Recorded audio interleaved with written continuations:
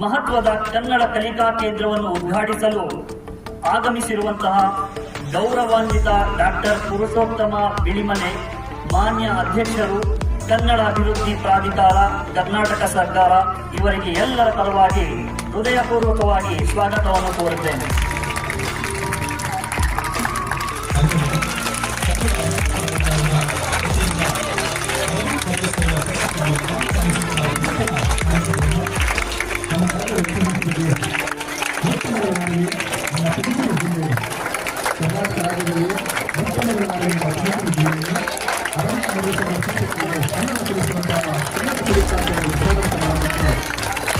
ಕನ್ನಡಕ್ಕಾಗಿ ಕೈ ಎತ್ತು ನಿನ್ನ ಕೈ ಕಲ್ಪವೃಕ್ಷವಾಗುತ್ತದೆ. ಕನ್ನಡವೇ ಸತ್ಯ, ಕನ್ನಡವೇ ನಿತ್ಯ ಎಂದು ಹೇಳಿದಂತಹ ನನ್ನ ಮಹಾಕವಿ ಕುವೆಂಪು ಅವರ ನಿಮಿತ್ತ ಕಲಿಯೋಕೆ ಕೋಟಿ ಭಾಷೆ, ಆಡೋಕೆ ಒಂದೇ ಭಾಷೆ, ಅದು ನಮ್ಮ ಕನ್ನಡ. ಆ ಒಂದು ಕನ್ನಡ ಕಲಿಕಾ ಕೇಂದ್ರದ ಉದ್ಘಾಟನಾ ಕಾರ್ಯಕ್ರಮಕ್ಕೆ ಆಗುವಂತಹ ಎಲ್ಲ ಅತಿಥಿ ಗಣ್ಯ ಮಹೋದಯರಿಗೆ ನನ್ನ ವೈಯಕ್ತಿಕವಾಗಿ ವೇದಿಕೆ ಪರವಾಗಿ ಅವರಿಗೆ ಸ್ವಾಗತವನ್ನು ಕೊಡ್ತಾ ಕನ್ನಡ ಅಭಿವೃದ್ಧಿ ಪ್ರಾಧಿಕಾರ ದಯಮಾಡಿ ವಿಧಾನಸಭೆ ಅವರು ದಯಮಾಡಿ ವೇದಿಕೆಗೆ ಬರಬೇಕು ಅಂತ ನಾನು ಮನವಿ ಮಾಡಿಕೊಳ್ತೇನೆ. ಹಾಗೆ ಈ ಒಂದು ವೇದಿಕೆಗೆ ದಯಮಾಡಿ ಶ್ರೀಯುತ ಇಕ್ಬಾಲ್ ಕನ್ನಡ ಕಲಿಕಾ ಕೇಂದ್ರ ಉದ್ಘಾಟನೆಗಳ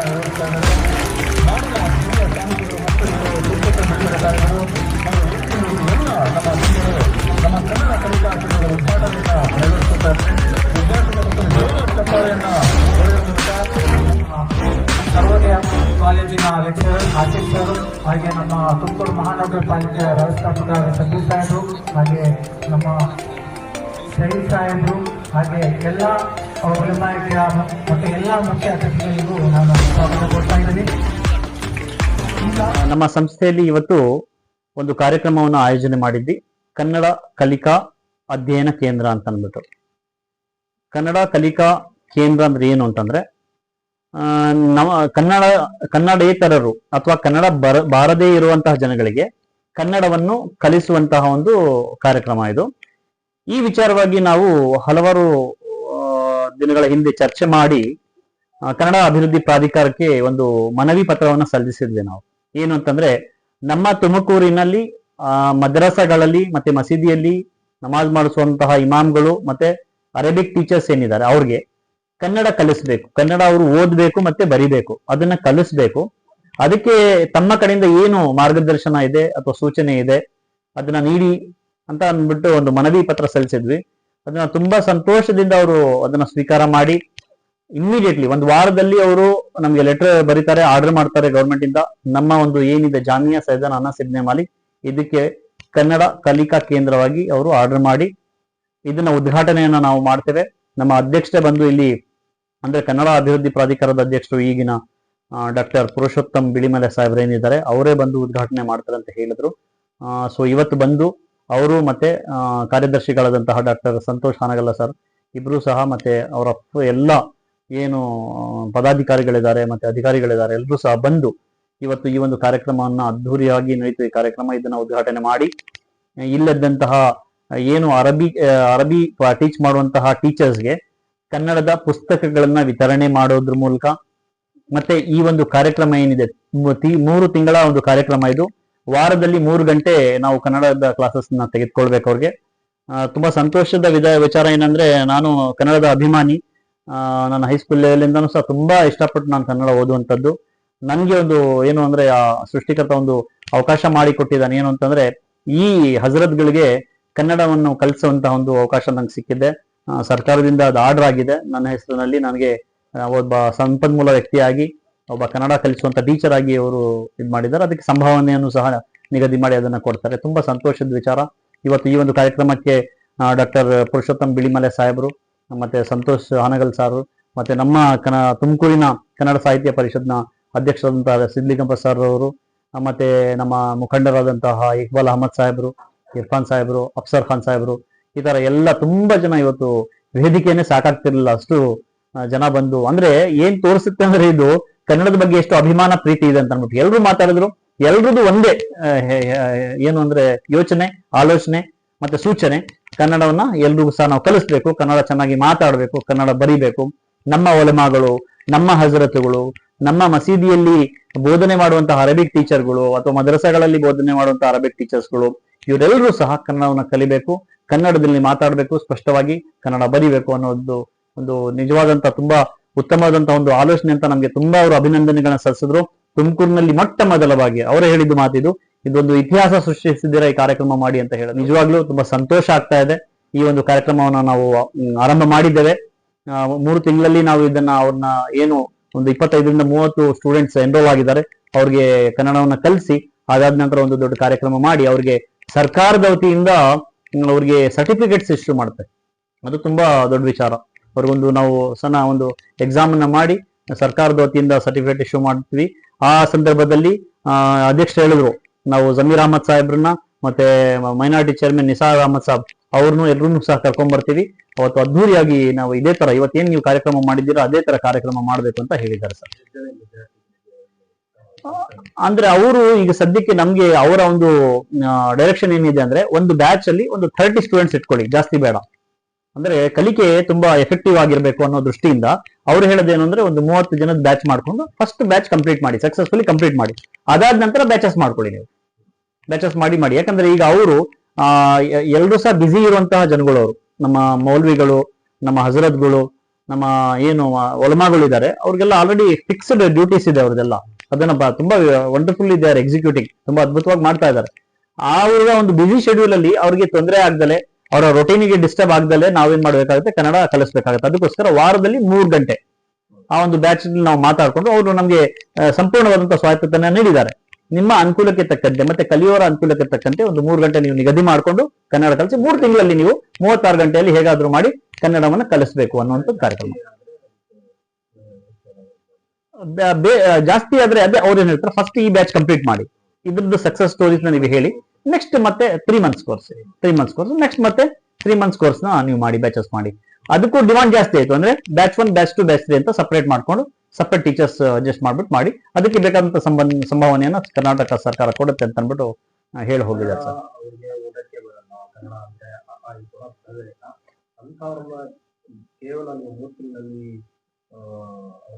ತುಂಬಾ ತುಂಬಾ ಅದ್ಭುತವಾದಂತಹ ಒಂದು ಪ್ರಶ್ನೆ ನಿಮ್ದು ಸರ್. ನಿಜವಾಗ್ಲೂ ನೋಡಿ, ಯಾವ್ದನ್ನಾದ್ರೂ ನಾವು ಕಲಿಬೇಕು ಅಂತಾರೆ ಮೊದಲಿಗೆ ಬೇಕಾಗಿರೋದು ಆಸಕ್ತಿ. ಯಾವುದೇ ವ್ಯಕ್ತಿಗೆ ಏನಾದ್ರೂ ಒಂದು ಕಲಿಬೇಕು ಅನ್ನೋ ಆಸಕ್ತಿ ಬಂದಿದೆ ಅಂದ್ರೆ ಅವನು 50% ಆಲ್ರೆಡಿ ಅಚೀವ್ ಮಾಡಿದಾನೆ ಅಂತ ಅಂದ್ಬಿಟ್ಟು. ಈಗ ನಾವು ನೋಡ್ತಾ ಇದ್ದೀವಿ, ಇಲ್ಲಿ ಬಂದು ಏನ್ ಜಾಯ್ನ್ ಆಗಿದ್ದಾರೆ ಅವ್ರಿಗೆ ತುಂಬಾ ಆಸಕ್ತಿ ಇದೆ ಕನ್ನಡದ ಬಗ್ಗೆ, ಕನ್ನಡ ಕಲಿಬೇಕು ಅಂತ ಹೇಳ್ತಾರೋ ಅದು ನಮ್ಗೆ ಒಂದು ಏನು ಅಂದ್ರೆ ಪಾಸಿಟಿವ್ ಪಾಯಿಂಟ್. ಇನ್ನ 50% ನಾವು ಕೆಲಸ ಮಾಡ್ಬೇಕು ಅವ್ರ ಮೇಲೆ. ನಂದೇನಿಲ್ಲ ಸರ್, ವೆರಿ ಸಿಂಪಲ್. ಕನ್ನಡನ ನಾವು ಓದಿದೀವಲ್ಲ, ನಾವು ಅರಬಿನೂ ಓದಿದ್ದೇವೆ, ಕನ್ನಡನೂ ಓದಿದ್ದೇವೆ, ಹಿಂದಿನೂ ನಾನು ಓದಿದ್ದೇನೆ. ಎಲ್ಲದಕ್ಕೂ ಕಂಪೇರ್ ಮಾಡಿದ್ರೆ ಕನ್ನಡ ಸುಲಭ ಅಂತ ನನ್ಗೆ ಅನ್ಸುತ್ತೆ, ನನ್ನ ಪರ್ಸನಲ್ ಒಪಿನಿಯನ್. ಯಾಕೆ ಅಂದ್ರೆ ಸರ್, ಕನ್ನಡದಲ್ಲಿ ಏನು ಅಂದ್ರೆ ನೋಡಿ, ಆ ಇಂದ ಳ ವರ್ಗು ನಿಮ್ಗೆ ಆಲ್ಫಾಬೆಟ್ಸ್ ಕ್ಲೀನ್ ಆಗಿ ಪ್ರಾಕ್ಟೀಸ್ ಮಾಡ್ಬೇಕು. ನಾವು ಹೇಳ್ತೀವಿ, ಬರೆಸ್ತೀವಿ, ಅದನ್ನ 1 ವಾರ 10 ದಿನ ಅವ್ರು ಚೆನ್ನಾಗಿ ಪ್ರಾಕ್ಟೀಸ್ ಮಾಡ್ಬೇಕು. ಅಕ್ಷರ ಪರಿಚಯ ಆಗ್ಬೇಕು ಅವ್ರಿಗೆ. ನಾನು ಕಾ ಮೇಲೆ ಕೈ ಇಟ್ರೆ ಅದು ಹೇಳ್ಬೇಕು ಅವರು, ಕಾ ಅಂತ ಅನ್ಬೇಕು. ಬೆರಳಿಟ್ರೆ ಗಾ ಮೇಲೆ ಇಟ್ರೆ ಗಾ ಅಂತ ಹೇಳ್ಬೇಕು. ಯಾ ಮೇಲೆ ಇಡ್ತೀನಿ ಅಂದ್ರೆ ಅಕ್ಷರ ಪರಿಚಯ ಒಂದು. ಆ ಒಂದು ಲೆವೆಲ್ ಕ್ರಾಸ್ ಆದ್ಮೇಲೆ ನೆಕ್ಸ್ಟ್ ನಾವು ಬರ್ತೀವಿ ಕಾಗುಣಿತಕ್ಕೆ. ಕಾಗುಣಿತವನ್ನ ಪರ್ಫೆಕ್ಟ್ ಆಗಿ ಕಲಿಸ್ಕೊಳ್ತೀವಿ. ಯಾವ ಒಂದು ಕಾನ ನೀನು ಓದಿದ್ಯೋ ಆ ಕಾನ ನೀನು ಕಹಾದವರೆಗೂ ಯಾವ ರೀತಿಯಲ್ಲಿ ಮತ್ತೆ ಉಚ್ಚಾರಣೆ ಮಾಡಬಹುದು, ಯಾವ ರೀತಿಯಲ್ಲಿ ಬರೀಬಹುದು. ಕ ಕಾ ಕಿ ಕೀ ಕು ಕೂ ಇದನ್ನ ನಾವು ಹೇಳ್ಕೊಡ್ತೇವೆ. ಇದು ಚೆನ್ನಾಗಿ ಪ್ರಾಕ್ಟೀಸ್ ಮಾಡಿಸಿದ್ದಾದ್ಮೇಲೆ ಒತ್ತಕ್ಷರಗಳು ಹೇಳ್ಕೊಡ್ತೇವೆ ನಾವು. ಮತ್ತೆ ಸ್ವರ, ವ್ಯಂಜನ, ಸಂಧಿಗಳು ಮತ್ತೆ ಸಮಾಸಗಳು ಅದೆಲ್ಲ ಬಂದ್ಬಿಡ್ತವೆ. ಈಗ ಸದ್ಯಕ್ಕೆ 30 ಜನ ವಿದ್ಯಾರ್ಥಿಗಳು ಎನ್ರೋಲ್ ಆಗಿದ್ದಾರೆ. ಅವರು ವಿದ್ಯಾರ್ಥಿಗಳು ಅಂದ್ರೆ ಎಲ್ಲ ದೊಡ್ಡ ದೊಡ್ಡ ಒಲಮಾಗಳು, ಹಜರತ್ಗಳು ತುಂಬಾ ಆಸಕ್ತಿಯಿಂದ ಇನ್ನು ಅದಕ್ಕೆ ಜಾಯ್ನ್ ಆಗಿದ್ದಾರೆ.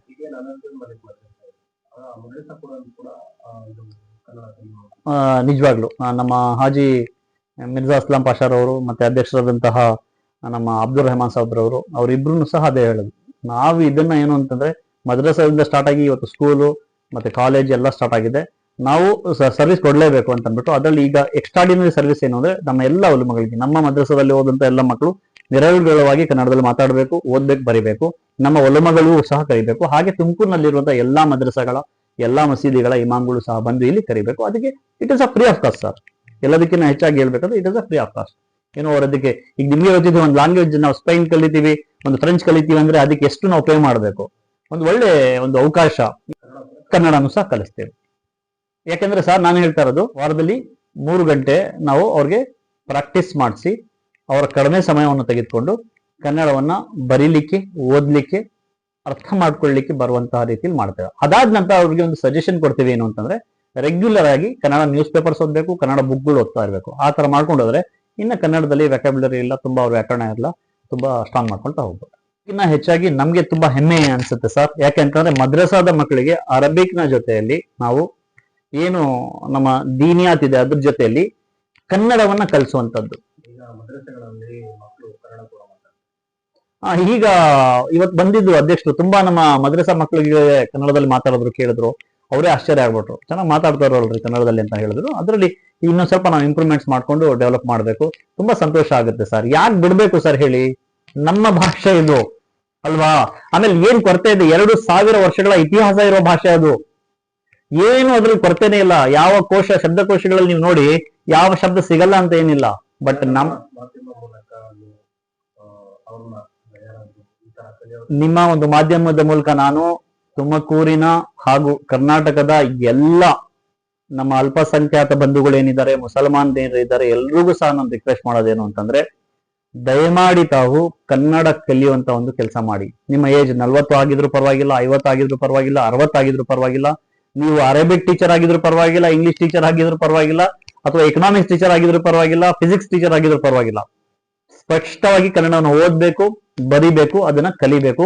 ದಯಮಾಡಿ ಅದಕ್ಕೆ ಸಂಬಂಧಪಟ್ಟಂತೆ ಏನಾದ್ರೂ ನಿಮ್ಗೆ ಸಲಹೆಗಳು ಬೇಕು, ನಮ್ಮ ಒಂದು ಮಾರ್ಗದರ್ಶನ ಬೇಕು, ನಮ್ಮ ಒಂದು ಹೆಲ್ಪ್ ಬೇಕು ಅಂದ್ರೆ ನೀವು ಯಾವಾಗ ಬೇಕಾದ್ರೂ ತುಮಕೂರಿನ ಜಾಮಿಯಾ ಸೈಯದನಾ ಅನಸ್ ಇಬ್ನ್ ಮಾಲಿಕ್ ಟ್ರಸ್ಟ್ ಮಸೀದಿ ಮತ್ತೆ ನಮ್ಮ ಏನ್ ಮದ್ರಸಾ ಇದೆ, ಇಲ್ಲಿ ಬಂದು ನಮ್ಮನ್ನ ನೀವು ಕಾಂಟ್ಯಾಕ್ಟ್ ಮಾಡಬಹುದು. ನಾವು ನಿಜವಾಗ್ಲೂ ನಮ್ಮ ಸಮಯವನ್ನು ತೆಗೆದು ನಿಮಗೆ ಬೇಕಾದಂತ ಎಲ್ಲಾ ರೀತಿಯಾದ ಸಹಕಾರವನ್ನು ನಾವು ಕೊಡ್ತೇವೆ ಅಂತ ನಾನು ಹೇಳಿಕ್ಕೆ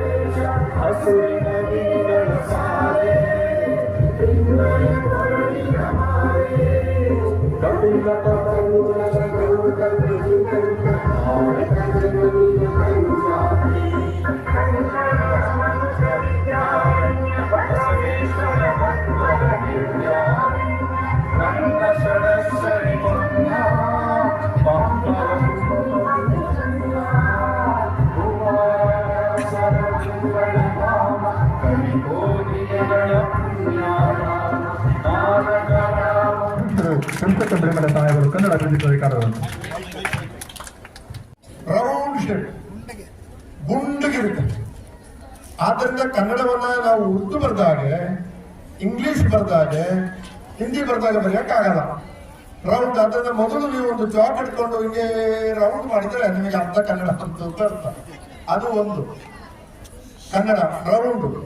ಅಂದ್ರೆ ನಾನೀಗ ಬರೆಯುವಾಗ ರೌಂಡ್ ಬರೀತೇನೆ ಅಂತಲ್ಲ, ಯಾಕಂದ್ರೆ ಕನ್ನಡ ಬರೆಯೋದೇ ಬರೀ ಸಮಯ ಈಗೆಲ್ಲ ಕಂಪ್ಯೂಟರ್ ಬರೀತೀವಲ್ಲ. ಎರಡನೇದು, ಕನ್ನಡ ಭಾಷೆಯಲ್ಲಿ ನೀವು ಒಂದು ರೌಂಡ್ ಹೀಗೆ ತಕೊಂಡ್ರೆ ಅದರಲ್ಲಿ 3 ಅಂಶಗಳಿರ್ತವೆ. 3 ನೋಡಿ, ಒಂದು ಹೀಗೆ ಹೀಗೆ 3. ಆದ್ದರಿಂದ ನೀವು ಯಾರಾದರೂ ಕನ್ನಡ ಬರೀಲಿಕ್ಕೆ ಕಲಿಯುವವರು ಇಂಟ್ರೆಸ್ಟ್ ಇದ್ರೆ 3 ಲೈನ್ ಇರುವ ಕಾಪಿ ಪುಸ್ತಕ ತಕೊಳ್ಳಿ. 3 ಕನ್ನಡ ಚಂದ ಆಗ್ತದೆ. Is my future.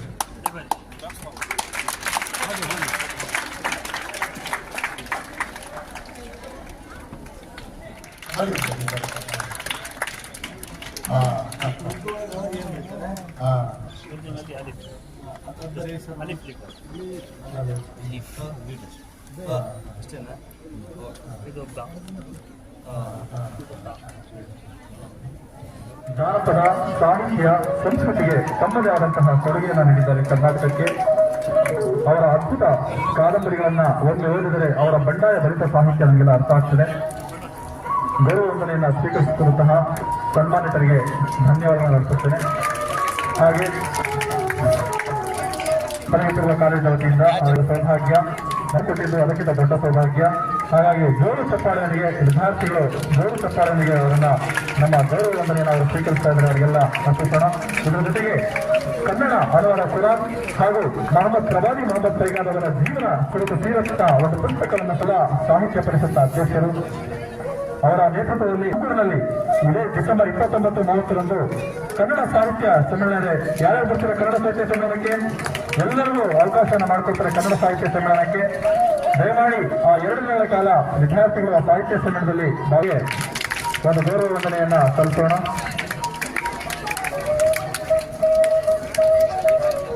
ವಿಶೇಷ ಆಹ್ವಾನಿತರಾಗಿ ಆಗಿರುವಂತಹ ಡಾಕ್ಟರ್ ರವಿಕುಮಾರ್ ನೇಹಾಸದವರು, ನಾಮನಿರ್ದೇಶಕ ಸದಸ್ಯರು, ನಮ್ಮ ಕಾರ್ಯದರ್ಶಿಗಳು ಜಾನ್ ಮಾಲಿಕ್ ಹಾಗೂ ಪ್ರಧಾನ ಕಾರ್ಯದರ್ಶಿಯವರಿಗೆ ಕನ್ನಡ ಸಾಹಿತ್ಯ ಪರಿಷತ್ತಿನ ಅಧ್ಯಕ್ಷರಾಗಿದ್ದ ಸಿದ್ದಿಗಪ್ಪ ಸರ್ ಅವರು ಗೌರವ ವಂದನೆಯನ್ನು ಕೊಡ್ತಾ ಇದ್ದಾರೆ. ಎಲ್ಲರೂ ಚಪ್ಪಾಳೆಯೊಂದಿಗೆ ಅವರ ಒಂದು ಗೌರವ ವಂದನೆಯನ್ನು ಸಲ್ಲಿಸೋಣ. ಹಾಗೆ ಡಾಕ್ಟರ್ ರವಿಕುಮಾರ್ ಅವರಿಗೆ ಎಲ್ಲರ ಪರವಾಗಿ ಸೂತ್ರವನ್ನು ಸಲ್ಲಿಸೋಣ. ಗೌರವ ವಂದನೆಯನ್ನು ಸ್ವೀಕರಿಸುತ್ತಿರುವಂತಹ ಮಿನಿಸ್ಟರ್ ಅವರಿಗೆ ಧನ್ಯವಾದ.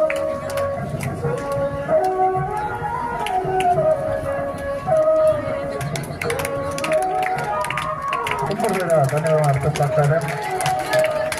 ವಂದನೆಯನ್ನ ಸ್ವೀಕರಿಸುತ್ತಿರುವ ಮುಖಂಡರುಗಳಿಗೆ ಧನ್ಯವಾದಗಳು. ಶ್ರೋತ ಇರ್ಫಾನ್ ಸರ್ ಅವರು ಅಧ್ಯಕ್ಷರು ಸಮಾಜಮುಖಿ ಫೌಂಡೇಶನ್ ಹಾಗೂ ತಮ್ಮದೇ ಆದಂತಹ ಸಮಾಜಕ್ಕೆ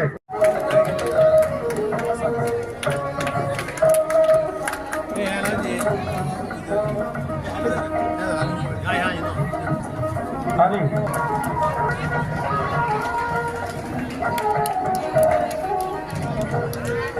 ಶ್ರೋತೆಯೊಂದಿಗೆ ವೇದಿಕೆದಂತ ಎಲ್ಲ ಗಣ್ಯರಿಗೆ ಗೌರವವನ್ನು ಸಲ್ಲಿಸೋಣ. ಇದಾದ ನಂತರ ರಾಷ್ಟ್ರಗೀತೆ ಇರ್ತದೆ. ದಯಮಾಡಿ ಎಲ್ಲ ವಿದ್ಯಾರ್ಥಿಗಳು ಅವಾಗ ರಾಷ್ಟ್ರಗೀತೆಯನ್ನು ಆಡಬೇಕಾಗ್ತದೆ. ಯಶಸ್ವಿ ಮಾಡಿದ್ದೇವೆ. ದಯಮಾಡಿ ಎಲ್ಲರೂ ಇನ್ನೊಂದು ಜೋರು ಚಪ್ಪಾಳೆಯೊಂದಿಗೆ ಅವರ ಒಂದು ಸೇವೆಯನ್ನು ಪರಿಗಣಿಸುವವರಿಗೆ ವಂದನೆಯನ್ನು ಸಲ್ಲಿಸೋಣ.